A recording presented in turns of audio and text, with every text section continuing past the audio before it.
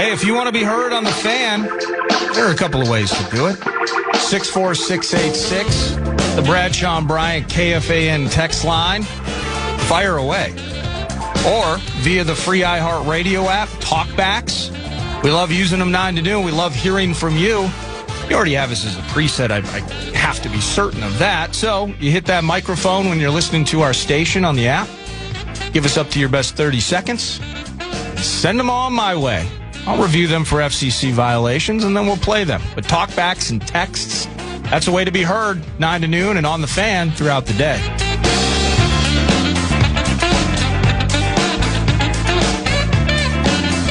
Don't you just love Andy and Revitol and all of our dear friends at Continental Diamond in this building adjacent to 394 and 100? They provide us with Parker Fox on a weekly basis, likewise for the Power Trip Morning Show. And through the years, you and your fiance Taylor have gotten quite close with them. Yeah, we certainly have. And actually, today I'm picking up my wedding band, PA. Wedding is in less than a month, which is just, it's crazy. Yeah, it was a month from Saturday, wasn't it? A month from Saturday, that's right. So it's coming hot, and the wedding band is done. I got an email this weekend about saying, hey, come on in, try it on for sizing. So hopefully it fits right. And if it doesn't, they'll make all the adjustments. But, man, nobody better to work with. And it's coming, man. It's coming quick. This wedding is upon us. So Nordo and I, over the weekends, we will slow roll the Monday show. He's got this idea. I have that idea. I have this guest idea. He has this segment series idea that can go through the week, stuff like that. Mm-hmm. Well, then we got to the portion of the equation where we were chatting about you joining today at 10 o'clock or 11 o'clock.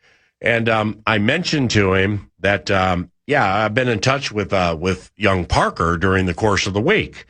But, I happened to catch him at the peak of a bachelor party out Telluride, Colorado way with a Nico Medved-related text. He was going to be on the show. Texted P. Fox on Thursday, help me with this, help me with that.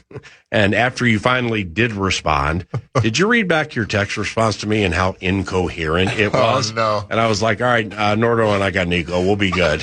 So, assumedly, you had a great time. I had a great time. You caught me in the middle of about game 6 of billiards at the old Sheridan in Telluride, Colorado. Billiards? Yeah, is that what it's called? Pool? Billiards? Pool? Yeah, what do people call it these days? I don't know. We call it pool. Pool, fair enough. Yeah. And we played a lot of pool at the old Sheridan in Telluride, Colorado, and $5 Jack Daniels were a good time. So, yeah. Man, I caught you at the peak of whatever snooker or billiards or pool or 8-ball or 9-ball game that you were playing, man, because that response was like, damn, man, how am I going to do this? This is incredible. That was a voice text in the middle of live music, so you might have caught some lyrics from the band at that point as well. The key to the bachelor party, by the way, is not necessarily what happened during that time, right? That's for you, that's for your buddies, the whole thing.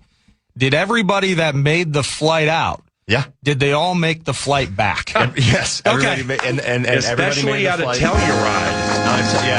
Because not a lot of airlines fly in there, and if you miss one, you might have to wait for 3 days. You might have to wait, and you might have to find a new flight. We kept getting delayed, actually, out of Denver. So we were sitting in Denver for a while. So you have to drive from Telluride to Denver? We drove from Telluride to Montrose, up on a little 30-minute flight from Montrose to Denver, and then I'm sitting in the Denver airport, and here comes a big guy, and sure enough, he's got a Vikings helmet in his left hand, and I'm like, who is this guy? It's here comes my Al, rookie free agent Michael Briscoe, and he's got his Vikings helmet in the overhead bin, and I couldn't believe it. So I snapped a picture, sent it to you, sent it to our friend Alec Lewis. Yep, sent it to me, and I thought it was Byron Murphy Jr. But so Parker was concerned that I was putting him on a bit to walk down the plane and say, yes, sir. Yeah, hey, Byron, my name's Parker. Yep, B-Murph, can't wait to watch you this year. Yes, sir. But he already knew it was Michael Briscoe. I did my research. I saw the Cal Poly backpack. Oh, smart. Hit the internet. San Luis Obispo? Yes. Sure. Yes. Well, the key to that, though, is, again, rookies reported yesterday, veterans tomorrow. At some point, PA needs to be on site at practice with a roster sheet and a pair of binoculars to To do what, Paul Allen? I'm going to be memorizing numbers and body types from the exclusive Vikings Radio Network perch beginning Wednesday. Let's go. It's a needed and required part of the task for the not only for the season, but specifically for the preseason simulcast games. Yeah. Because we've got a lot of Dylan Bells and Michael Briscoes running around out there and don't exactly know what their body types are, you know? So for some reason, Nordo year after year is fascinated by the memorization of the numbers and the body types. Big citrus, though. Well, I love it for a couple reasons. So first of all, by Thursday, you're going to know everybody on the team. But secondly, there is an inclination of yours to mention that a player who is working to improve themselves over the course of a summer, usually specifically from a rookie to a second year or from a second year into a third, that's organized team activities. You're mixing up bits. Their upper body is looking much bigger. I can't. Was it Latroy Guyon? There were a couple of players one year. They were rookies, and then, we played the season. And I'm out there at organized team activities. It's a non-media day, chatting with people and, watching people walk back out. And they're kids. How old are you, 26? 27. Okay, so when you went from 21 to 22, 20 to 21, 22, 23, bodies grow in different ways. Faces have different features, and I just get moved by these kids growing up so quickly. So I made the mistake, so then I came back to 9 to noon and shared. It's just, wow. I mean, it's just, look at this guy. He's just really, really growing up, and Nordo never forgot. Yeah, surrogate father, PA, man. Oh, KJ Osborne's shoulders, that was his the arms. One. Yeah, it was KJ Osborne. I couldn't believe what happened to his shoulder. The work he's putting into his upper body. That's unbelievable. Parker Fox, Continental Diamond, continentaldiamond.com. Are you with NBA free agency? Actually, I'm going to hold off on that for a second. I do a bachelor party, Telluride. So I've become an elite Colorado mind. Yeah. Now, my daughter is moving from Denver to the San Diego area in just a few weeks for graduate school. Fantastic. So getting out to Colorado, probably not going to get out there as much as I used to. But being an elite Colorado mind, there are a lot of nooks and crannies and places and hidden places and things that I've visited because she's lived there 6 years. I mean, this 18-year-old young lady packed up, went to school, and moved west at age 18. She has the fearless gene. Now she's moving to a different place. But with all of Colorado, I've never been to Telluride. Oh, man. I've been to Vail, I've been to Aspen, I've been to so many. But let me guess, you're going to be the fourth person who tells me it's like one of the most beautiful places on earth, right? It is. Yeah, it simply is. What's great about it? It's just such a unique spot because it's literally the end of the road. So you're driving from now Montrose, where we landed, about an hour and a half, and you drive into this basically what we would call a canyon or a valley. You got mountains on both sides, and you can't go any further. So this is the end of the road here. And then they have a free public gondola system that brings you up to Mountain Village and then brings you up to another stop. And it's just very quaint. It's secluded. All the food is so good. The weather is great. The hiking is phenomenal. How'd you find it? Ironically, my mom's best friend, they own a place out there. Oh. So, yeah, we actually were fortunate enough to be able to stay at their place. For What last happened to the Sheraton? I thought you were playing billiards at the Sheraton. We didn't stay at the Sheraton. We were just playing a little pool. So how do you roll into somebody else's hotel and commandeer the pool table? That's brilliant. It's brilliant. Yeah, no, we had a blast, man. There's so much fun to do. It's cool to talk to some of the employees of restaurants and, events like people go fly fishing and whitewater rafting and the whole fly bit. fishing in that part of Colorado is massive. Unbelievable. And it's just so cool to see and hear of the people that were there. I guess LeBron was there a couple weeks ago. One of the guys at the pro shop at the golf course said he was talking with Bronny. That's where you got your LeBron James to Philadelphia steam you shared 3 weeks ago. Yeah, that's right. Adam Sandler, I guess, was just there a couple weeks ago. So a bunch of really high kind of famous people go and visit there because it's so nice. I guess Scotty Scheffler has the course record at the course out there, but didn't turn in his card because he didn't want to claim the course record. Right. So it's such a cool thing. But nonetheless, yeah, we loved it out there. We did a bunch of hiking, ate a bunch of really good food, and it was kind of just a perfect weekend. So was the bachelor party A+? It was A+. I mean, it's like I mean, I know what a bachelor party is. Yeah. But what did it signify for you? Yeah. Because you're not, I mean, you and Taylor have been together quite some time. Totally. And it's not like, when Taylor's with the Frost in Ottawa, and then we're going over here, and then we're playing over there. Yeah. It's not like you and your dogs are going out to Dinkytown every single night. No. And wearing lampshades Not and anymore. getting home at 4 a.m. So, I mean, the party aspect of it, the closure of a bachelor party, it's just really a bunch of close people getting together somewhere else, right? Exactly. And actually next weekend, I have one of my former teammates' weddings. So all of us guys are going down there. I think there's 16 guys in Alabama, Section, Alabama. And I'm actually the best man.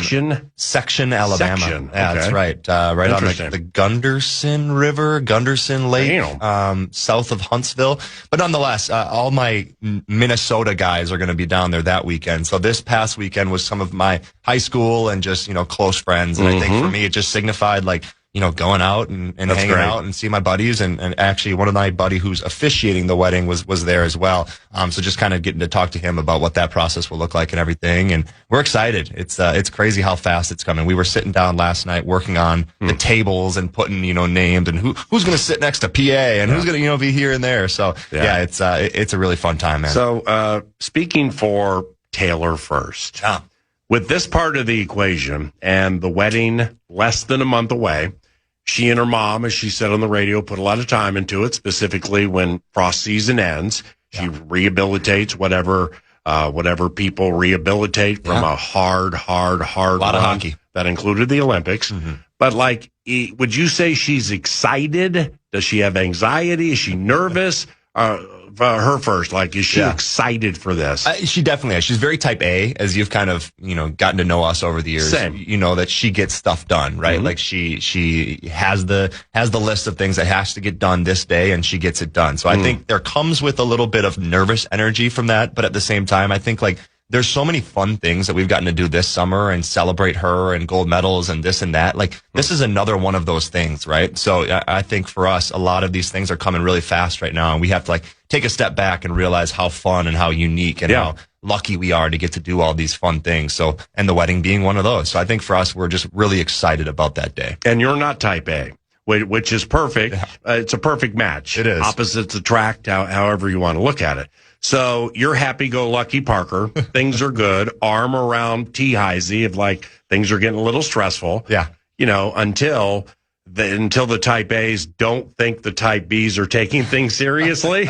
And then there's a little bit of an undressing. Know what I mean? I tell her every day, I say, if there's anything we need to get done, if you need help with anything, you just holler. Cause she got to the level that she's at for a reason, right? You have to put your head down and work and you have to be about that kind of mentality. But I always tell her, I was like, if there's anything that's stressing you out, you need anything, you just let me know. So. I believe I was on a string of vocal maintenance days when you and Taylor went to the ESPYs. Yeah. So when was that? A couple weeks ago? Oh man, it feels like forever ago now. Second one for you guys, right? Yeah, our second ESPYs. Wow. We did so what was that about. like? I mean, this is off the Olympic gold. Yeah. What was that whole bit like? I mean, it was unbelievable. It was unique, PA, because we talked about it. Is a lot of people get invited to the ESPYs, right? So Indiana football, they won a national championship. Yeah. You get 4 years there at Indiana. So there's a bunch of Indiana football players, and UCLA women's basketball. So you got Lauren Betts there as well. You got Michigan basketball. So you got all these guys. Did you see Yaxel? Yaxel was not there. He was at Summer League. But Elliot Cadeau was there, their point guard, along with his brother. So there was a bunch of people there. But getting invited again is a pretty unique thing. It's awesome. That means you did something to kind of earn that invite back. And credit to her and her teammates, they won a gold medal. So it was really fun because we stayed at the hotel that they put up all the possible or the nominees for awards. So Bam Adebayo is walking by me on my left. Justin Gaethje's on my right. I got Matthew Tkachuk over here. I got Charlie McAvoy there. Pat McAfee's doing his show live from the hotel. Any selfies? A couple selfies. Biggest name? Probably Justin Gaethje. Just talking with him. I was talking with him in the coffee line, and then as well as talking to Fernando Mendoza. And his brother. Who's Gaethje? He's the UFC fighter. He won the title, the big fight at the White House event. So he's double champ. He's won the belt the last couple times. Yeah, so I wish I'd have met him. It would have been double champ meeting double chin. I always love that one. So you got some selfies because I mean, how do you do that? I mean, these are luminaries. I know. I tried to stay away from it, and Taylor's funny too. She'll be like, "You don't need a picture with him, this and that." And then here comes Abby Murphy, and Steph Curry's walking by after he's leaving the ESPYs, and Abby Murphy's like, "Hey, Steph, take a selfie with me." The bomb. Here's Jake Paul, and here's Tracy Morgan. French Montana was right in front of me, and you're trying to act cool, but at the same time, who Everybody's trying to Anybody ask for a selfie. ask you for a selfie? No, I did not get asked for a selfie. That sucks. Come on. What about Taylor? Me and Taylor took a couple selfies, Yeah. but she got asked for a bunch of pictures. They did the red carpet and the whole bit. So now, yeah, it was really fun. And I apologize for not knowing this. No, you're good. Did they win something? Did the team They win did not. something? No, the New York Knicks won. What? The New York Knicks won basically every trophy. The NBA championship happens every year. OG Anunoby won best play. New York Knicks won best team. What was? The tip-in. Right. Jalen Brunson won best player. So it was kind of a sweep from the New York Knicks, and it was in New York. So they won a lot of the trophies. But it was hard because there's so many great teams up for best teams. The men and the women's Olympic teams, all these teams that are winning trophies, like the UCLA women's basketball team, the New York Knicks, Michigan. So a lot of really good teams. And unfortunately, they didn't win anything, but it was so fun to be there. They put us in the third row, PA. So like we were right there watching this thing go down. It was unbelievable. So sweet. Yeah, it was really fun. The last Friday, Nico Medved came on the radio show. Ended up being a 25-minute chat. Awesome. I mean, he's terrific on the radio, Fantastic. and I just love how he shares. What a kind man. Oh, he's the best. Yeah, I get to see him, a lot now at different events, and whether I stop by practice or what it may be, and I'm all in on that team, man. I got to call 8 of their games last year on the Big Ten Network, which was obviously fantastic. You're doing that again? Doing that again. Yep. So I'll have a bunch of games this upcoming year, but Nico is just so good to me about, just letting me in on the X's and O's, and here's what this team's going to do defensively, and they might show us the 2-3 zone. We got to get somebody to flash to the high post, and here's what we're going to do defensively. So everything that he's seeing and he's talking about in this locker room, he's kind of talking to me as well as I'm trying to call this game. So how lucky am I to have somebody that wants to do that and help me out in kind of my young career. Parker Fox via X can be followed at ParkerFox24. Please follow if you are so inclined. 9 to noon does at ParkerFox24. We did the radio show last Wednesday at Gibson Nagurski, a place with which I know you're quite familiar. You bet. What do you know about the Golden Gophers football team this year? Yeah, first of all, great show. So fun to hear some of those voices that I got to hear in the athlete dining hall, as you like to say. Is that where it is? Yeah, it's right around the corner there. So I seeing guys. I went looking for it. Here, yeah, it's right around the corner. You just missed it. Yeah, you just missed it. So that's the village. That's the village right there. Okay. Yeah. So you guys were in the old, the old area where the old practice field is and where the new outdoor practice field is. Right across, there's a skyway that brings you over there. But right there. But hearing guys like Drake Lindsay, who is obviously, on a lot of people's mock drafts about being a quarterback that could get selected really high this next year. Ironically, I was talking to Tanner Morgan yesterday at the 3M Open about Drake, and he's super high on him, says he's got all the intangibles, he's got the size, he's got the skill. Now it's just about getting to those receivers, right? A couple new receivers, a couple young guys. They really like a freshman that they have coming in at the wide receiver spot. But I think defensively is where they're going to really hang their hat. They got 3 really good defensive linemen. Anthony Smith is about as good as it comes in the country. Carter Menz is a guy that made a big step last year, and then Jackson Howard as well, who's really good kind of interiorly and inside. So I think Anthony Smith is going to be up there for one of the best defensive players of the year in all of college football this year. I think he's that good. He could be a 17 sack type of guy. So I'm really excited about this Gopher football team. I think as long as Darius Taylor and Drake Lindsay continue to do their thing, I think they're going to be in a really good spot. So how did you negotiate the golf course in Blaine and watch the 21-year-old Koivun how about it? Win the 3M and not get sunburned? I mean, you're barely tan, and I mean, you couldn't avoid the sun yesterday, and it was unbelievably scorching. I just tried to follow Tanner Morgan around. That's, that's all I did. That's all I did. He cachet, there's no doubt about it. No, we had a great time. Got to see Scotty Scheffler. So was it enjoyable? It was unbelievable. I mean, it was hot. Don't get me wrong. It was very hot, but being shaded was nice. Kind of on that 17 green right there, which is about a 200-yard par 3. So watching all these final guys. So you find a spot and post up. Find a spot and post up. Okay. Yeah, I'm not going to be doing the 5-mile walk in the 94-degree heat. Yeah, and, 94. Yeah. Heat index was over 105. Was it really? Yes. Yeah. We had to cancel racing at Canterbury. Oof. Yeah. Not fun. Heat was not fun, but it was really fun to watch these top tier players come down the stretch on their last final holes. And Scotty's trying to make a chase for the 21-year-old, but he hangs on. And really terrific fun. Sunday too. I thought.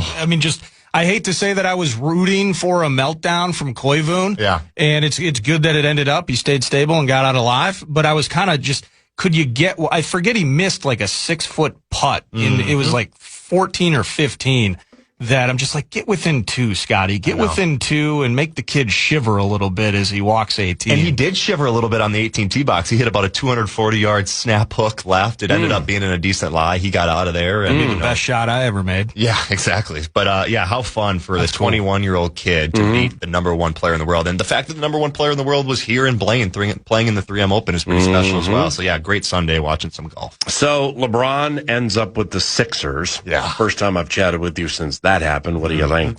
Yeah, I mean, I thought, looking at the teams that were kind of in play, early on we thought it was going to be Golden State, right? That didn't happen. The Anthony Davis bit didn't work to bring him over there. So for me, Golden State kind of got axed. Cleveland was still in the mix. For me, I would have thought if LeBron was going to Cleveland, it would have gotten done right away. So the fact that it took a while and things kind of played out, I figured it wasn't Cleveland. So I looked at the next couple teams with Miami, Philly, and Minnesota, and I thought, well, Minnesota's in the West. I don't know if LeBron wants to be in the West trying to compete with guys like Shai Gilgeous-Alexander and Victor Wembanyama. So let's bring LeBron to the East. Miami has no guard depth. Yes, they have Bam Adebayo and Giannis Antetokounmpo, but their best guard is Davion Mitchell, who's really a 10-point-per-game scorer. At this point in LeBron's career, I think he needs to take a little bit of a back seat to a really good guard, and that's exactly what Philly offered with Tyrese Maxey and a guy that you really like, VJ Edgecombe. You were talking earlier about making that rookie to sophomore jump. I think VJ Edgecombe's going to do that. And then how about you bring in Jaylen Brown, right? So Philly's in a really unique situation with those guards. I'm interested to see how it all works out because those are 3 guys that really have to have the ball in their hand. And I don't know what that's going to look like. Joel Embiid, also a guy that really likes to have the ball in his hand. Can he stay healthy? But I think from a perspective of what does LeBron offer the East, I think they're the favorites now. Them and the Knicks are obviously the top 2 favorites. And I wouldn't be surprised in a couple or whatever 8 months now to see Philly and the New York Knicks in the Eastern Conference Finals. So are you in the camp with the Timberwolves that absolutely believes they need another player? Like I wrestle with this a little bit because I like their scoring with Edwards, Ball, McDaniels, and Ayo. Now I'm leaving DiVincenzo out until he comes back, but that's an obvious one. So I like their scoring, and I like their interior defense with McDaniels and Gobert. Totally. So there is, just because there is a let's say a blank spot on the bingo card at power forward and people can't figure it out, it doesn't mean that it's a 10 of 10 problem. Know what I mean? No, and I agree with you, PA. Because looking at these free agents, man, I mean, I don't know what you do with this. I don't think there's anybody out there right now that screams, we need to go get this guy and make him our power forward, our starting power forward. I think for me, it's going to kind of be by a committee type of thing. I'm glad the Wolves decided to keep Rudy Gobert. I think that roots what your defense is going to look like. If you trade Rudy and Julius, you're completely flipping everything you want to do defensively. So I think our defensive structure is really in sound with Jaden McDaniels kind of guarding the other team's best player. Now on the offensive side of the ball, what does it look like in a 2-man game from LaMelo Ball and Anthony Edwards? I've said it a million times. I think they can be the best backcourt in the NBA. Now, do you bring Ayo Dosunmu off the bench? Is there a guy like Bones Highland that can make a spark off the bench? And then we're going to see this young French guy in Johan Berenger, and I think he's going to make a big impact as well. And playing Berenger and Gobert at the same time for long patches, probably a no-no, right? Probably a no-no, PA, but I wouldn't mind trying it out. Right. I wouldn't mind trying it out. They're probably going to have to. You have to, and they tried it out in summer league before he had some back spasms. They played Johan Berenger at the 4, and they played Rocco Zikarsky at the 5. So it was kind of a trial and error type of thing. But there's so much guard depth on this team that if you're the Minnesota Timberwolves, that has to be your MO. Like, can you bring Bones Highland in off the bench? Can he score for you? Here comes Jalen Clark. Here comes Terrence Shannon Jr. Here comes Ayo Dosunmu. There's so much guard depth. Somebody's going to have to step up and guard bigger offensive guys. It's going to be Jaden McDaniels. It's going to be guys that have to guard the other team's 4. Can you guard an Aaron Gordon from Denver, right? So I think that's going to kind of be the situation for the Timberwolves. And then it's a long season, right? Things happen, trades happen, guys get hurt. There might be a new power forward that comes in and joins this Minnesota Timberwolves team. So there's a lot of question marks at that spot, PA, but I don't think I'm too nervous about it. I think you have enough skill in that backcourt with LaMelo and Ant that you're going to find a way to win games. Pardon the ignorance. If and or when Berenger scores, how's it going to happen? And I think he'll score. I just like if you're going to play some power forward minutes. You know, like when you got a center who scores 6 points, you know, but it does a lot of other things well. You know, but then you have Ball, Edwards, and McDaniels. So that's 30 some odd, 40 some odd shots a game right there between those 3 at least. So like I'm not looking for the particulars that are super important for the 4 spot with this team. Mm-hmm. I'm just saying, if you get the right L on the guy, how do you score? Yeah, I think they have to have a lot of too high sets, like a lot of horns actions, get LaMelo Ball off of ball screens. What's a horn action? So horns action is going to be your 4 and your 5 man, kind of starting on the elbow and setting a double screen. So from both ways. So now LaMelo Ball gets to decide if I want to go off the right ball screen from Rudy Gobert or if I want to go off the left ball screen from, Johan Berenjay. If Berenjay is an elite screen setter who gets the nuance of when to get there, how to push the envelope, and how quickly to move. Yeah. Well, I mean, Gobert's high end. 100%. So I didn't think. Well, then you have a 6'7" point guard in LaMelo Ball coming off the ball screen, and I think so often in young guys' careers, and we're probably going to see this from Johan Berenjay, you want to get out of that screen so quick because you want to give the point guard a lane to pass it. If you set a hard screen, now this defender has a disadvantage with a 6'7" point guard in LaMelo Ball. You're going to get yourself open. So I think he needs to continue to set good screens. He's going to get a lot of hustle points, block shots, all the little intangible things. Hopefully a couple offensive rebound putback dunks. That's going to be the way that Johan Berenjay can help this team. You know anything about Trey Lyles? I mean, he didn't play. I don't think he played last year. He was in Europe last year. Okay. Yeah, he was in Europe last year. What I recall about Trey is he's physical. He's a tough player. Very tough player. Yeah, that's about all I know. 6'9", 230. He was playing for Real Madrid in Europe last year. Kentucky guy, had a little stint, not a little stint. He played for a long time with Utah, Denver, San Antonio, Detroit. Mm-hmm. He was a 12th pick back in the 2015 NBA draft. So I think he's a guy that really shot it well from 3 last year. Now the Euro 3 is closer in. It's about a foot and a half back in the NBA. Remember Gary Trent? Yeah, of course. Yes, played against his son for forever. Yeah, I mean, now Gary ain't hitting 8 threes. But I mean, if you can be that for low 20s a game, if you could be that, poor man's version of Tobias Harris, well, that's perfect for the team. 100%. If you can make the corner 3, PA, which is supposedly the easiest 3 in the NBA because it's the closest 3, if you can shoot that at 40%, there's so much room for you to play out on the court. Is there, in closing here, with NBA free agents, still currently available? Yeah. Yeah, I mean, is there anything that you see that you like? Yeah. Not really. I mean, Drew Eubanks, center forward. He just can't play the forward, so you would have to play him. You'd have to play him at the 5. Oregon State guy. He's just kind of played backup 5 his whole life. Other than that's a name, that's a good name. But other than that, there's not many guys out there right now, PA. I know Jonathan Kuminga's a guy, but we don't have enough money to pay him. But isn't he more of a small forward? He is, but he can play the power forward. But he's looking for too big of a contract. I think as it sits right now, I just don't see any name that really entices me to add to this roster as we kind of sit right now. Yeah, I'm with you on that. Jeff Green. I mean, Jeff Green's been around forever. How old is Jeff Green? Yeah, there's nothing. I mean, honestly, there's absolutely Kelly Olynyk. I mean, Olynyk's more of a center. He doesn't add. Right. Doesn't add much to you. Yeah, I think there's so many of these guys where I look at them like, they had a good career, but now they're, going into their 40s and, you're going to play triple backup minutes for Rudy Gobert. So I think as it sits right now, we're kind of looking at what our Timberwolves roster is going to look like. There may be some pieces added. Maybe a guy is playing really well in Iowa and you don't want to pull him up. Zion Pullen is a guy who played really well in the summer league. Maybe, the point guard? Yeah. I'd never heard of him. He wasn't bad. No, he's a stud. He can really fill it up. But do you need somebody in that position, right? So I think as this thing goes on, is Trey Kaufman-Renn, a guy who was kind of one of those last picks in the draft, can he make an impact? Is he a power forward? More of a 5. Yeah, more of a 5. Is he really? Yeah, he doesn't stretch it to 3 at all, especially at Purdue. I mean, he was a guy at Purdue. He had Brady. But he's a really good rebounder. But he had Braden Smith with him, and Braden Smith's setting him up. He's the all-time leading, Could that be the guy. Gary Trent bit? Could be. Yeah, could be. But I think you still have to go with Johan Berenjay and Rudy Gobert, and then even possibly Rocco Zikarsky at that spot as well. Great having you back. Love you, man. Love you too. Tell Taylor that we say hello and have a great day. Yeah, you too. Parker Fox, Continental Diamond, ContinentalDiamond.com. Elite jewelry store. Use the hook 9 to noon has given you for nearly 3 decades now. Continental Diamond is the longest running advertiser on FM 100.3 KFAN. The word's good. You'll save money by mentioning PFox or 9 to noon.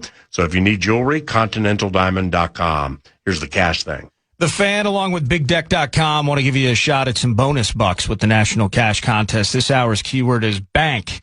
Use the keyword bank at KFAN.com. The keyword is bank and the website KFAN.com. This is 9 to noon, live on iHeartRadio and KFAN, The Fan. From the 1-800 Ask Gary Traffic.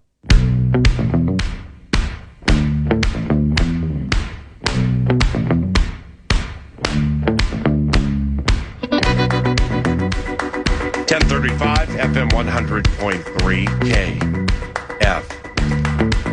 KFAN. Welcome back.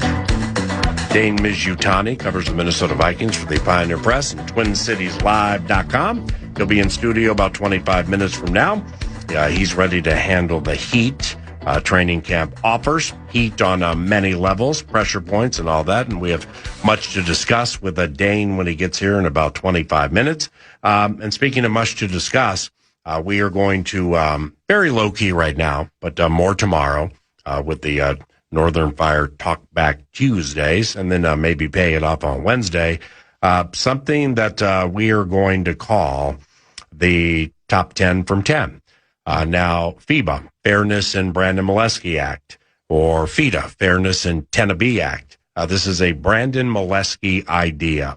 But we can be a tightly knit group here at FM 100.3 KFAN. Always looking to help out others on the radio, specifically during the time of year we call the Sports Abyss. I always love that one. And Brandon sent Nordo and me a text last week with what we think is an excellent idea, and we're going to start it low key now and much more tomorrow. And again, it's the top 10 from 10. U.S. Bank Stadium and 10 seasons. 10 seasons of Minnesota Vikings football at U.S. Bank Stadium. And the genesis of the idea at this stage involves the top play from each year. Now, I mean, it can morph into top game, personally speaking, top moments from an individual year. Yeah. But when it comes to the 10 for 10, like 2016 to where we are now through last year, the top play from each year, there could be talkbacks tied to it tomorrow for sure. It's my first question, and I guess it would go to the producers. Is this hard or is this easy? You know, top of the head, I haven't looked at anything. I'll put time into it today, perhaps. Yeah. But is this hard or easy when it comes to an individual play during an individual season? So I haven't done a ton of research yet on it. First of all, I want to say this. Is it hard or is it easy? This is really fun, PA. Yeah. So I kind of love bits like this. Mm-hmm. Not, you know, it's not like I'm an elite historian, but, forcing my memory to go back through seasons, good and bad. I think there's a difficult aspect to this, and I'll just give you an example right out of the gate. So 2016, you're an 8-8 team. You didn't go to the playoffs. So when you're looking back at 2016, you're thinking to yourselves in some respects, well, I mean, it was kind of an L. We had this, we had Adrian, we had the MCL, the Matt Khalil. You can start, working your brain that way. But in the moments, think about Trey Waynes securing the first victory in the history of U.S. Bank Stadium with the near side interception, and just picture back Mike Zimmer jumping as high as Trey Waynes did. You even noted it during the call. To secure that W in a border battle. Or what about Marcus Sherrills back before everything went to heck? Marcus Sherrills with the 59-yard punt return against the Texans, securing a 5-0 start to the season for the Minnesota Vikings. Ooh, wow. Because like when I started thinking about it this morning, that's the first of the Waynes situation in 2016. That's the first thing I thought of. Yep, me too. So I'm like, all right, well, that was the first game in a stadium where it's 10 from 10, and it was a non-playoff year. So that jumped out at me. That's a massive moment. Right, but the last punt return for a touchdown the Minnesota Vikings have had took place that season. Yeah. So that I elevate that past the Trey Waynes moment because it hasn't happened since. See, and that's where the listeners via text it gets fun. And via talkbacks, that's where it gets fun, because then now we can go even a bit farther down the road of the season. Arizona Cardinals. We started 5-0. Suddenly we're 5-4. Man, we need a freaking victory. I think it was Jake Long who hurt himself on the field at FedEx the week before as the Vikings were driving to try and tie the game. So we need a freaking W. We need some good news. How about Cordero Patterson in that 104-yard kick return TD against the Cardinals? Oh, wow. Or, same game, and this is why you didn't want me to spot anymore, is Xavier Rhodes, not Xavier, I believe it was Xavier at the time, with the pick 6 off of Carson Palmer. He went 100 yards. I thought it was Terrence Newman and didn't correct you. But in the same game, 104-yard kick return TD, 100-yard pick 6. Yeah. Those 4 plays, I think, in totality, right, you could argue about for a half hour just in terms of figuring out what was the greatest moment of 2016. So yeah, this is gonna be a little different than I thought, because they're even in non-playoff seasons, there are moments that jump out and stick out. So 2016, Marcus Sherrill's punt return against the Texans, get a chance to love on main man Marcus. Yeah. I like that. 2017, the Miracle can't lose. Yeah. We almost don't have to, the Diggs play, we almost don't have to do 2017. 2018, no idea. 2019, no idea. 2020, this is going to be my first candidate for the 2020 season. Okay. 4th and 1 from the 35. Ryan from under center, passes left, uncovered. Hayden Hurst, 20-15-10, touchdown, Atlanta Falcons. A 35-yard touchdown, Ryan to Hayden Hurst on 4th and 1. Matt looked right. All of Minnesota went that way. Hurst, sole alone on the other side of the field, and that's ridiculous. Sorry, hit the wrong one. Cousins goes play action from under center. He'll whip one over the middle, intercepted immediately. First pass picked off Deion Jones. Kirk with a straight drop. Passes intercepted at the 41. The second pick thrown by Kirk Cousins today. Cousins, straight drop, ball stiff, 3rd pick. And it's the 3rd interception today for Kirk Cousins. How about this? It's just improbable that to be able to pull this thing off and to even be in this position in the first place. So let's capitalize on it. I'd love to see BB be the guy to catch this touchdown. 2 receivers left and right. Cousins, back to pass, fires to the end zone. Yes! Touchdown Vikings! Chad Beebe! Remember when Matt Rule was doing everything he could to not just walk out with an easy win? I think didn't Jeremy Chin have like 2 TDs that day or something like that? Jeremy Chin. So 2020, it was friends and family, I believe, inside the doors of US Bank Stadium. So that'll be tough for listeners. Yeah, give me 1 second here. But like 2019, remember what were we down? 17 or 20 at the half to the Broncos, and it was Kyle Rudolph with that touchdown to complete the comeback. Yep. Anthony Barr sacking Matt Ryan on the very first play of the season as we blew out the Falcons that day. Yeah. Yeah, 2019 was fun, man. I mean, it wasn't fun. Yeah. It wasn't fun in Santa Clara, but it was fun up to that. I have the 2020 winner. Ooh. The first touchdown at one time will be Hall of Fame career of this guy. Cousins from under center goes back to pass. Straight drop. Passing right. Jefferson, yes, on the run. 40-30. Angles left to the 20. And he is gone.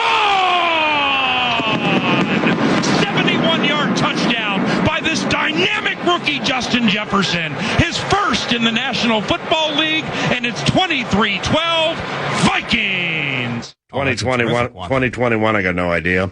2022. We had a walk-off. Greg Joseph walk-off border battle 2021. Okay. 2022, Dalvin's touchdown versus Indy.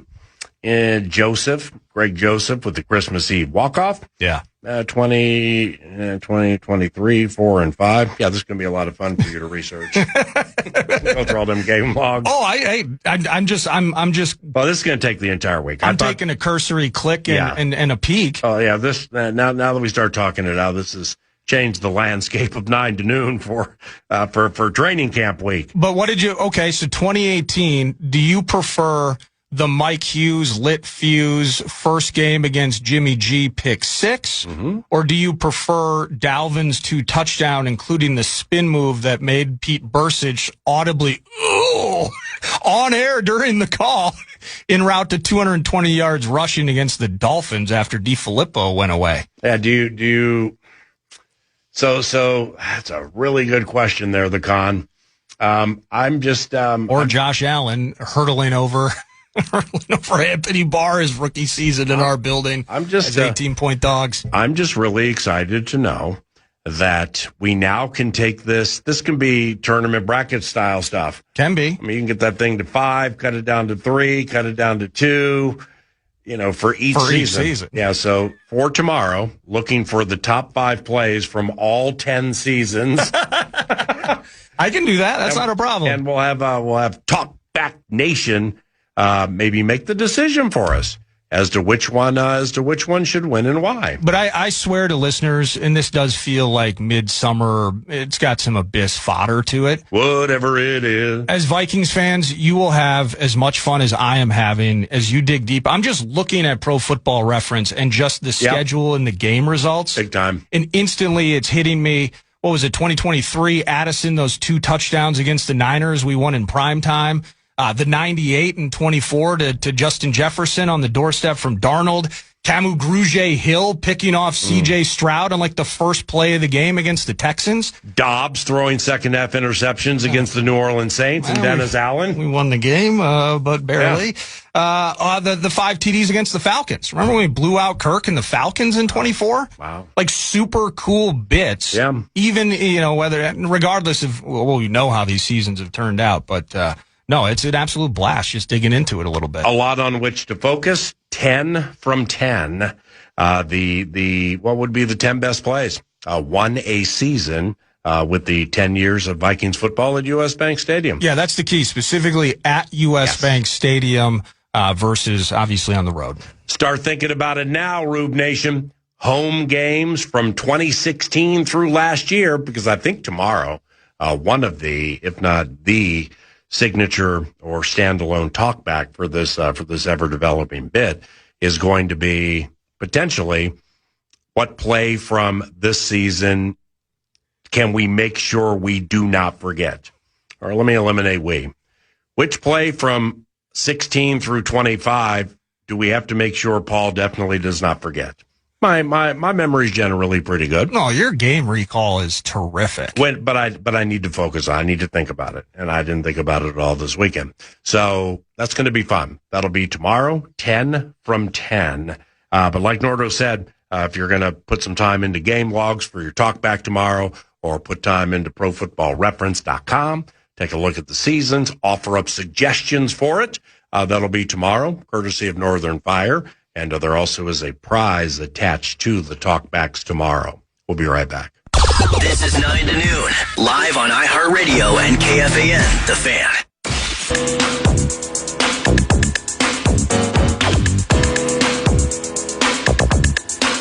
News to Nord is brought to you by The Casino at Canterbury Park, CanterburyPark.com. Live racing in play, and then, of course, poker, blackjack, and table games all year round. Feeling the felt and having sips of chips and tipping Derek Allen. And CanterburyPark.com is the place to start for all those details. Twins, Meatloaf the A's over the weekend. This one chopped off the plate. Going to be a tough play. White fields, throws, and he throws it away. A run scores. Jeffers is saved. Twins lead 11-6. After losing 4 straight, they found their way to a split against Cleveland. They did lose on Friday night 2-rip, but had a 2-0 win of their own on Saturday, and then lit them up offensively yesterday. People paying attention. Hey, Joe Ryan, we keep pushing his start back.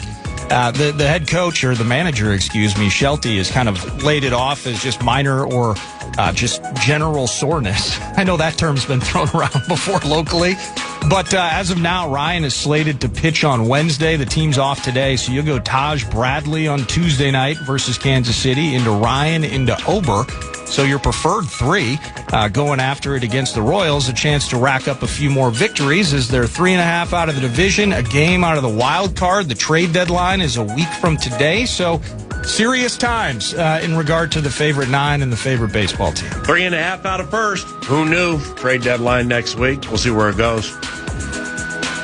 For the post game later on, I'll just play a snippet of it at the end of the show. But in regard to longtime legendary Gopher baseball coach John Anderson, the winningest baseball coach in Big Ten Conference history, I believe nearly 5 decades of connection to the University of Minnesota. The news coming out over the weekend that he passed away at the age of 71.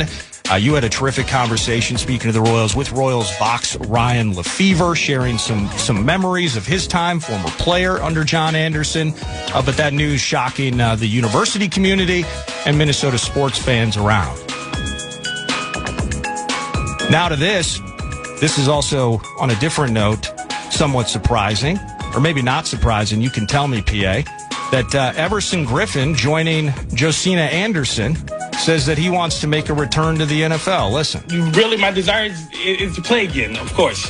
That's my desire. You know, well, it's okay to say it with your chest.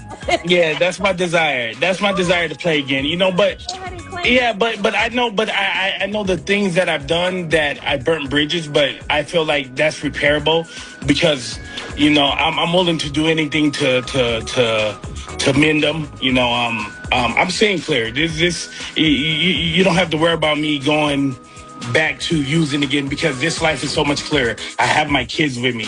I'm able to cook, clean, do dishes, do everything, have to be a dad. And this is my first time doing that in ever. Wow. So he wants to play again. You know what? I'm rooting for him on the family and life side. Yep. Absolutely. Yeah. Being a dad ain't easy sometimes. No, it is not. A lot goes into it for a lot of time and a lot of years. It's not 9 to noon's job to comment whether people parachute in at certain times or they trapdoor themselves out at certain times. I'm just going to say I hope Everson is in prayer, and I've always enjoyed his company, and I wish him nothing but the best moving forward. I saw this news, and maybe this garners more conversation at a different time. Maybe it doesn't. But Pat McAfee is this is via Awful Announcing. He's getting some backlash because it's author Jeff Pearlman pointing this out. So McAfee mentioned and effectively, I guess, admitted on his show.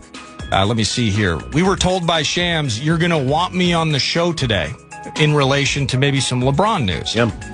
And McAfee says, so it's like, okay, decisions being made. I just hammered the top 4. He was at plus 700. So Shams tells him, you're going to want me on the show today. Oh, wow. McAfee goes out and bets on the destinations of LeBron James and apparently got 7-1 on Philadelphia. And there are some people that are frustrated with him openly, effectively saying, I mean, I don't know if Shams had ever texted him and said it's Philly. I don't know if it was that specific, but when people are frustrated, like, hey, you're getting advanced tips on something happening, which then propelled you to make a wager that I, on the outside, would not have been compelled to make in that moment. A tricky conversation because as steely and flippant as this may sound, well, if you want that type of information, then do what Pat McAfee does and meet the people he knows. That's fair. Yeah. Shams is not a team employee. Pat McAfee is not a team or an NBA employee. So nothing has been done wrong here. You know, unless it's you know, I had no idea that happened. But unless it's like reporter guy, Shams or whomever saying, you know, don't tell anybody, but the GM or the president or the coach of this team told me this is going to happen today at 5 o'clock. So if you want to get in on LeBron, you better get that 7-1 right now. Well, that's a little nefarious. It's a bit different. That has some race fixing to it. I wouldn't have a problem with that. However, it's still, from a wagering standpoint, a legality standpoint, is not breaking the rules.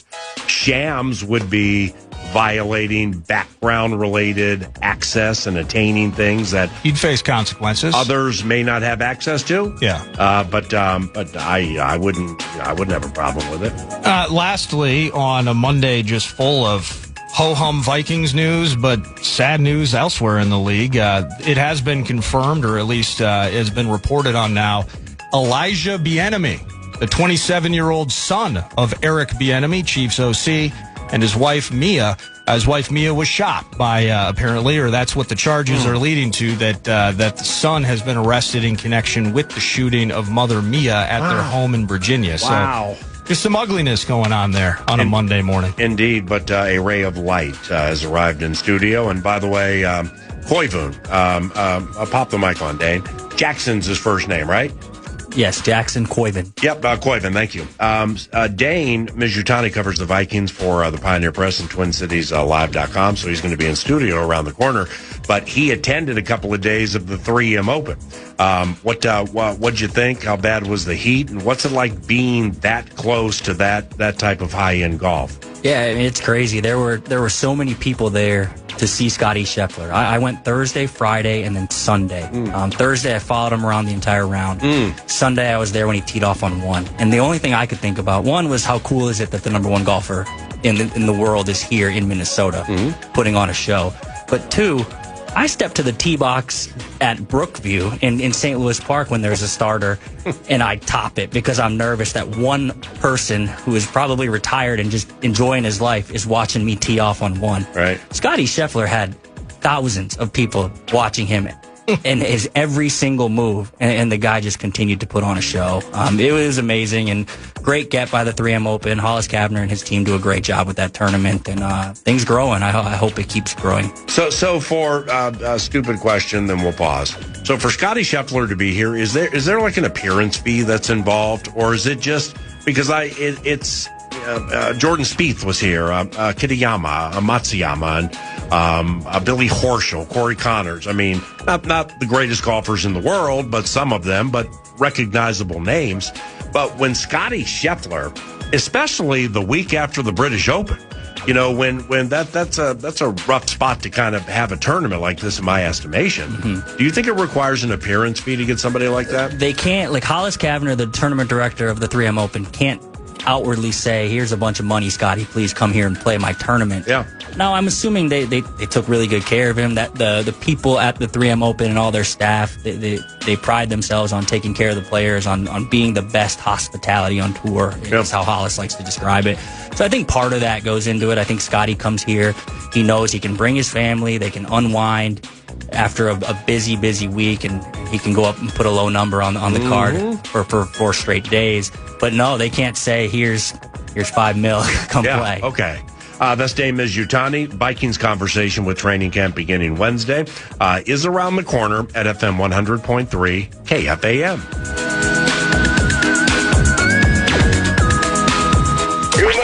This is PA on iHeartRadio and KFAN The Fan.